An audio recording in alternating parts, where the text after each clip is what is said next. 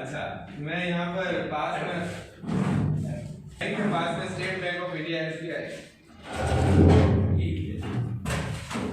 के पास में उसका मैं ब्रांच मैनेजर हूँ और अभी मेरे को 5 साल हुए बैंक में लगे को।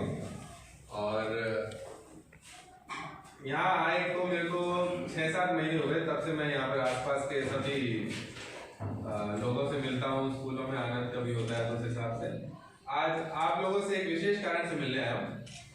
हमें बोला गया है कि बच्चों को हमें छोटा सा भाषण देना है कि बच्चों को हम बताएं कि क्या होता है बैंक से जुड़ना। आप सभी को पता है बैंक में खाते खुलते हैं, बैंक के खाते खुलते हैं मतलब बैंक आपको सुविधा देती है जिसके अंदर आप पैसे जमा कर सकते हो अपने, और बैंक अपनी तरफ से गारंटी देती है कि आपका पैसा सुरक्षित रहेगा। उसके लिए हम बच्चे बड़े जिनका भी है सबका हम बचत खाता खोलते हैं, सेविंग अकाउंट कहते हैं। जैसे बचत खाते में आप पैसे जमा करते हैं और बैंक आपको बदले में उसके ऊपर ब्याज देती है। वो ब्याज होता है, उससे आपकी थोड़ी बहुत कमाई भी हो जाती है, आपके जो जमा पूंजी है उसके मूल्य वृद्धि भी होती है, और साथ में आपको जब निकालना तो बैंक आपको गारंटी तौर पे आपको वापस रुपए भी दे देती है। जो कि मतलब हम कभी घर पे रखे या कहीं किसी को दे के रखे तो सुरक्षित होने की गारंटी नहीं होती है। बैंक आपको वहां पर गारंटी देती है कि आपका पैसा सुरक्षित रहेगा। हमारे पास लॉकर होता है, वहां पर हम जमा रखते हैं पैसे। बैंक की भूमिका हमारे समाज में इस तरह से बहुत महत्वपूर्ण देखी जाए तो पैसा जमा रखने की हमारी प्रथा बहुत सालों से, बहुत सदियों से है। लोग घरों में अपनी अपनी तिजोरियों में पैसे रखते आए हैं, लेकिन जहां हम देखते हैं कि कोई संस्था अगर आपको सुरक्षा प्रदान करे आपकी जमा पूंजी की, वहां पर बैंकों का अपना रोल बहुत ज्यादा महत्वपूर्ण है। तो हम SBI आपको बता दूं मैं आपको कि हमारे देश की सबसे बड़ी बैंक है, सबसे बड़ी सरकारी बैंक है और सरकार की सबसे बड़ी बैंक है।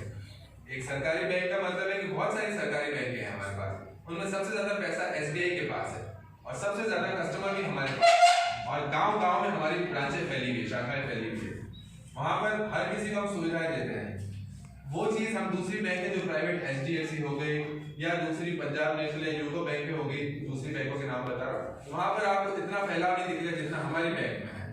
तो हम डालियावास में जैसे बैंक खोल के बैठे तो आपको बहुत बड़ी सुविधा मिलती है इसमें कि आप देश की सबसे बड़ी बैंक से जुड़े, और आपको कहीं भी मान लो आपके परिवारजन किसी भी शहर में हो, वहां पैसे भेज दो तो अपने खाते से आप उनके खाते में ट्रांसफर कर सकते हो।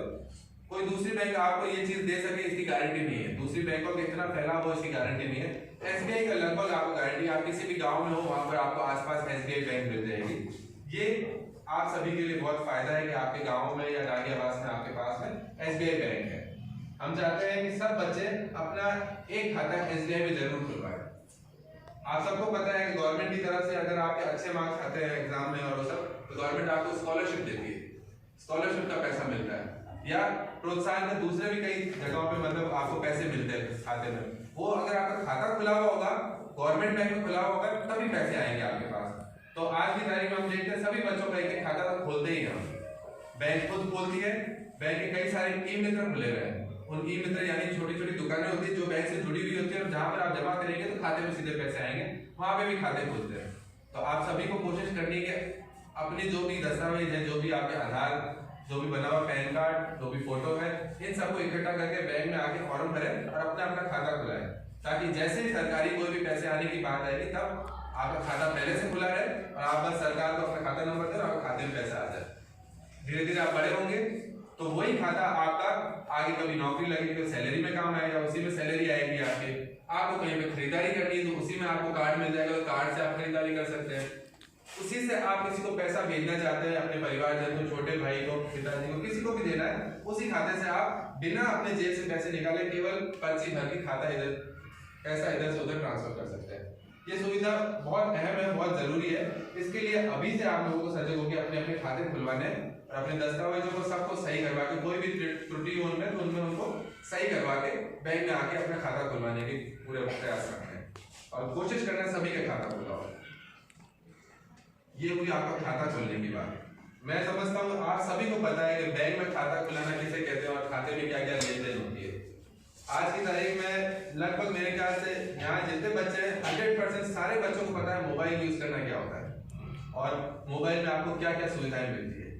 आपको मोबाइल में लेन देन भी करने का थोड़ा कई जनों को आइडिया होगा कि हम फोन पे से पैसे भेज सकते हैं। दुकानों में खरीदारी करी, बस फोन निकाला, उस पर स्कैन किया और पैसा गया। आपको जेब से पैसा निकालना नहीं पड़ रहा। हमारे बड़े करते हैं, बच्चे भी हम देखते हैं आज के टाइम में, सब समझदार है इस चीज में करते हैं। ऐसे माहौल में हमें ये बहुत जरूरी है सीखना कि हमारे पैसे सुरक्षित रहे। हम मोबाइल पे करते हैं, मोबाइल में सुविधा मिलती है, लेकिन मोबाइल में खतरा भी है। आप जैसे बताइए, आप कौन कौन सा जानते हैं ऐप मोबाइल में जिसमें से आप पैसे ट्रांसफर कर सकते हैं? फोन पे हुआ और गूगल पे होता है और पेटीएम होता है, ठीक है। और मैं बताऊं आपको, हमारे बैंक का भी योनो नाम से एक ऐप है, वो भी होता है। और भी जितनी भी सुविधा है, मोबीक्विक और ये सब, मतलब बल्कि व्हाट्सएप भी जो है, व्हाट्सएप सर्विस, उसमें भी पेमेंट का ऑप्शन आता है। मतलब आज की तारीख में हर कोई चाह रहा है कंपनी के हमारे माध्यम को यूज करके आप पेमेंट करिए, ताकि हमें कमीशन मिले, उनको कमीशन मिलता है, अपने को मतलब आसानी हो जाता है कि पेमेंट करें। हमें ये चीज पता है, लेकिन हमें ये भी पता रखना है कि हम जहाँ पेमेंट कर रहे हैं, कई बार मोबाइल से मोबाइल नंबर डाल के पेमेंट भेजते हैं, तो वहां पर हमारा पैसा सही जगह जाए। इसके लिए हमें हमेशा पैसों की, अगर आपको बचा के रखना है, तो समझदारी रखनी इस चीज में कि मोबाइल से जब भी ट्रांजेक्शन करें तो पूरी सतर्कता से करें। यूं ना हो कि हम गलत खाता डाल दें, गलत मोबाइल नंबर डाल दें और फिर हमारा पैसा चला जाए किसी अलग व्यक्ति को जिसको हम नहीं भेजना चाहते थे, और फिर हमें उसके पीछे भागना पड़े, पैसा दे दो, पैसा दे दो। वो नहीं देगा। आज जेब से पैसा देते हुए मैं अगर किसी को दे देता हूँ, मुझे पता है मैंने किसको दिया है, और मुझे पता है मुझे उससे वापस लेना होगा, तो मेरे को किस को इकट्ठा करना पड़ेगा, समाज के लोगों को, या फिर गूगल पे से गलत व्यक्ति को पैसा चला गया तो उसको पैसे वापस लाने के लिए हमें पता नहीं चलेगा। कहीं मतलब 90% केसेस हमें पता ही नहीं चलेगा वो सामने वाला व्यक्ति कौन है और कहाँ रहता है। वो रहने में यहाँ भी रह सकता है, रहने में वो बॉम्बे भी रह सकता है, और रहने में वो कहीं फॉरेन में भी हो सकता है। आपने पैसे भेज दिए तो अब आपकी रिस्क है कि आप उसको पैसा वापस कैसे लाएंगे। रिजर्व बैंक और एसबीआई हमारी बैंक, रिजर्व बैंक है, सभी बैंकों के ऊपर एक बैंक बनी हुई जो सभी बैंकों को नियंत्रित करती है और हमारे जितने भी कस्टमर है सबके हकों को वो सुरक्षित करने के लिए करती है। तो रिजर्व बैंक कहती है कि अगर कभी भी ऐसा कुछ भी आपके साथ केस हो जिसमें आपके पैसे गलत खाते में चले जाए, तो हाथों हाथ उसको फोन लाइन पे, फोन नंबर आपको टोल फ्री नंबर मिलता है, उस पर दर्ज करवा दो कि मेरे से गलत हो गया पेमेंट। वो आपकी कंप्लेंट दर्ज कर देंगे, फिर बैंकों को अपने आप ही उसमें प्रक्रिया करनी पड़ेगी और आपकी हेल्प करनी पड़ेगी। आपको बैंक बता सकती है हाथों हाथ के कौन से खाते में गए हैं, किसके खाते में गए हैं। यदि बैंक में दर्ज है उनका मोबाइल नंबर, तो मोबाइल नंबर बता सकती है। पैसा वापस लाने में हो सकता है टाइम लगे, उसके लिए पुलिस केस भी होता है, सब कुछ होता है, पर आपको सजग होके ये मालूम रखना है हमेशा कि पैसा गलत नहीं जाए, और गलत जाए तो उसकी कंप्लेंट हाथों आ जाए, क्योंकि पैसा मुश्किल से कमाया जाता है। पैसा क्योंकि इतनी मेहनत से कमाते हैं, अभी आपका खुद का पैसा नहीं है, आपके माँ बाप का पैसा है। उनके पैसे से आप अगर कर रहे हैं कोई भी लेन देन, तो आपको समझदारी रखनी कि पैसा कहीं गलत ना जाए। और जितनी भी बैंक से हेल्प लेनी हो या ऑनलाइन आपको हेल्प लेनी हो, तो रिजर्व बैंक की वेबसाइट पर जाके आप वहां पर हेल्प ले सकते हो। अब बात आई पैसे की। पैसा जैसे हम देखते हैं कि कहां से हम निकाल सकते हैं। तो बैंक में पर्ची भर के हम पैसा निकाल सकते हैं। फोन पे का मैंने आपको बताया, फोन पे से आप किसी खाते में डाल के उससे कैश ले सकते हो। आपको वहां पे सावधानी रखनी है, गलत नहीं जाए पैसा। एटीएम कार्ड होता है, आप सभी को पता है। एटीएम कार्ड होता है, उसमें क्या होता है, मशीन लगी हुई एटीएम की, उसमें डाला कार्ड, नंबर टाइप किया, पैसे बाहर आ गए। ये सुविधा देखी जाए तो आज से 10-20 साल पहले सोची भी नहीं जा सकती थी कि बस कार्ड डाला और पैसे हाथ में। ये कहां से आया? अंदर आदमी बैठा है, कौन बैठा है, कौन दे रहा है, किसी को नहीं पता। आज की तारीख में ये नॉर्मल हो गया है कि हम एटीएम सब समझते हैं, पर एटीएम को भी आप जब यूज करें तो सावधानी होनी चाहिए आपकी। एटीएम को यूज करने में सबसे पहली सावधानी जरूरत है, अपना पिन सुरक्षित रखें। एटीएम कार्ड के 4 अंक 6 अंक जो भी पिन सेट होता है, उस पिन को आपको सुरक्षित रखना बहुत जरूरी है। कोई भी फलाना व्यक्ति आपके पास खड़ा है जो आप नहीं जानते, जिस पर विश्वास नहीं करते, और वो आपका नंबर देख रहा है, तो अपनी सुरक्षा को आपने पहले ही कॉम्प्रोमाइज कर लिया है। आपके खाते से कभी भी पैसा उस एटीएम के चोरी होते ही निकल सकता है, क्योंकि उसको पिन पता चल गया आपका। पिन एक तरीके से आपकी सारी जमा पूंजी का सबसे बड़ा कोड है, जिसको यूज करके सारी जमा पूंजी साफ हो सकती है। तो जब भी एटीएम में कोई भी ट्रांजैक्शन आप करें, आपके माता पिता करें, कोई भी भाई और बड़ा कोई भी करे, उसको बोलो कि साथ में कोई भी उसको बोलो 2 मिनट रुक जाओ, भले बाहर खड़े हो या इतनी दूरी में हो जाओ कि मेरा पिन ना देख सके। और पिन जब टाइप करें तो उसके ऊपर ऐसे हाथ रख के छुपाने की कोशिश करें, ताकि कोई उसको देखे नहीं। आपके साथ वाले हंसेंगे, लेकिन समझदारी इसी में, लोगों को हंसने दो, समझदारी इसी में, क्योंकि आपकी जो जमा पूंजी है वो मेहनत की कमाई है, उसमें कहीं पे भी आपको लापरवाही नहीं रखनी है। लापरवाही होते ही आप भले इधर उधर जाके कंप्लेंट करवा सकते हैं, सब तरीकों से वो आपको हेल्प मिलेगी, लेकिन एक बार पैसा गया तो रिस्क आपकी है, उसके बाद पैसा आना समय बताएगा कब आएगा। इसी तरह आप देखें मोबाइल आप सब यूज करते हो, मोबाइल में कई एसएमएस आते हैं कि आपका लोन वारिद हो गया, इस लिंक पे क्लिक करो, या इस पे आप क्लिक करिए, आपका कोई भी कार्ड अपडेट हो जाएगा, आप उस पर क्लिक कर देते हैं। ये अभी हम लोग इतना नहीं करते होंगे, लेकिन बड़े लोगों के साथ होता है, क्लिक कर देते हैं, वो जानकारी मांगते हैं, हम जानकारी डाल देते हैं, वो बोलते हैं अच्छा आपका सब सही है, पिन दे दो, पिन हम दे देते हैं, पिन दिया नहीं और पैसा गया नहीं। सेम वे में फोन आता है, बोलता है अरे आपके पापा की सैलरी रुकी भी है। मेरे साथ ऐसे केस आते हैं बैंक में, अमूमन कई बार लोग आते हैं और बोलते हैं कि हमारे खाते में गड़बड़ हो गई, कि किसी का फोन आया, उसने बोला कि मेरे आपकी बेटी के खाते में पैसे डाल लें, आप अपने मोबाइल में एसएमएस आएगा वो बता दीजिए। जिसके पास फोन आएगा भावुक हो जाएगा, बेटी को पैसे देने, हाँ बता देता हूँ, वो फिर बताया नहीं, उसने पैसा लिया। सेम वे में ओटीपी आया नहीं, आपने बताया नहीं और उनको पैसा जाने के लिए। आज की तारीख में ओटीपी एक तरीके से आपकी तरफ से सिग्नेचर का काम करता है कि हाँ भाई ले लो। आपको अगर ओटीपी कोई मांगे तो आप पहले सजग हो जाओ, ओटीपी क्यों मांग रहे हो? जब तक वो व्यक्ति आपके सामने नहीं है, जब तक आपको पता नहीं कि वो चीज क्या हो रही है, जब तक आपके हाथ में वापस पैसा नहीं आता, तब तक किसी से ओटीपी शेयर नहीं करना। ओटीपी का यूज आप सब लोग पढ़ रहे हो, पढ़े लिखे हो, ओटीपी का यूज अपने खुद के यूज के लिए करो, किसी को बताने का काम नहीं है। अपना ओटीपी, अपना पिन, अपना पासवर्ड किसी से शेयर नहीं करना जब तक आपको उस पर विश्वास है। तो पापा मम्मी से कर रहे हो ठीक है, समझ आता है और करना भी चाहिए, क्योंकि वो आपको पैसों को संभाल के रखते हैं। लेकिन कोई भी पराया व्यक्ति हो, उससे आप रिस्क ही ले रहे हो अगर उस पर आप अपना ओटीपी और शेयर कर रहे हो। तो फोन कभी भी आए तो सीधे बोल दो कि अच्छा मैं बैंक आके बात कर लूंगा, बात कर लूंगी। सीधे बैंक आके पूछ दो कि मेरे पास एक फोन आया, क्या ऐसा कुछ है क्या? कंफर्म हो जाएगा कि भाई हाँ ऐसा था, तो बैंक में आपको कर लेना, लेकिन फोन पे किसी को ओटीपी नहीं देना। वो दिया नहीं कि आपके रिस्क हुई।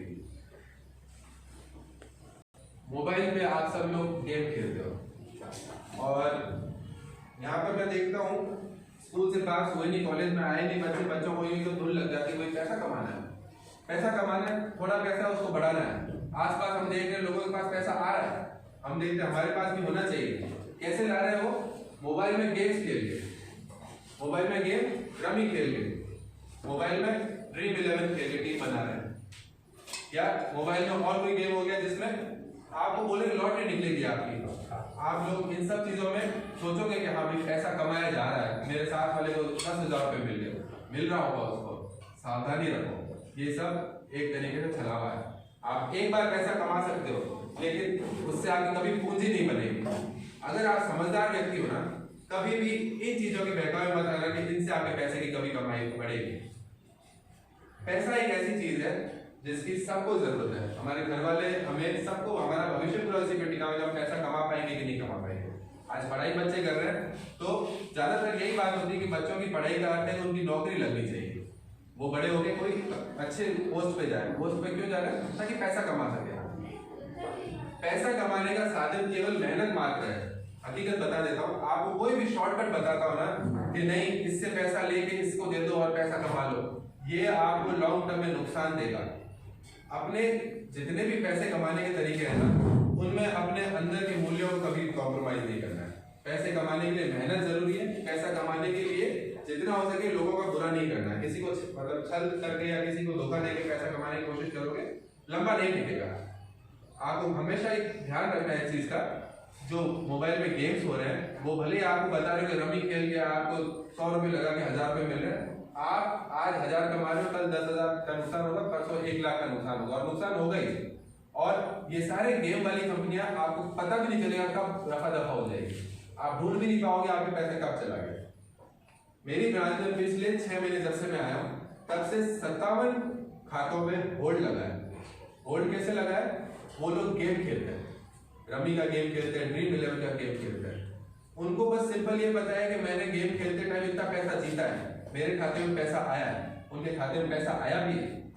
2 महीने बाद एक कंप्लेंट हुई, पुलिस कंप्लेंट आंध्र प्रदेश में या बेंगलोर में, कि गलत खाते से किसी ने पैसा लेके इनके खाते में डाला है, उनके खाते में होल्ड लग गया, किसी के 20,000 किसी के 30,000। वो बोल रहे सर मैंने तो गेम से जीता, उसने गेम से जीता, लेकिन जो पैसा उनके खाते में आया उसका जो स्रोत था, उसका जो सोर्स था, वो जहां से आया था ना, वो धोखाधड़ी का पैसा था। ड्रीम 11 हो गया, रमी हो गया, जितनी भी मोबाइल गेम वाली कंपनियां जो पैसा दे रही है ना, उनका पैसा कहाँ से आ रहा है ये सोचने की बात है। वो पैसा कोई भी वैलिड रीजन से नहीं आ रहा है। किसी के पास जेब में पैसा नहीं पड़ा कि वो ऐसे लोगों में बांटे पैसे, वो गलत तरीकों से पैसा आ रहा है। और जिन जिनके पास वो फायदा मिल रहा है उनके खाते 2-3 महीनों में खाते पे होल्ड लग रहा है, पैसा फंस रहा है उसके अंदर और पुलिस कंप्लेंट होगी। आपको मैं बता दूं, अभी जोधपुर का एक केस है, पुलिस कंप्लेंट से उसको जेल भी मिली। वो बताता रह गया कि भाई मैंने गेम खेला, मेरा पैसा नहीं, ये नहीं, लेकिन सफाई उसकी पूरी तरीके से हो नहीं पाई, अच्छे से बता नहीं पाया। वो खतरा इन चीजों में, इन चीजों से सावधान रहो।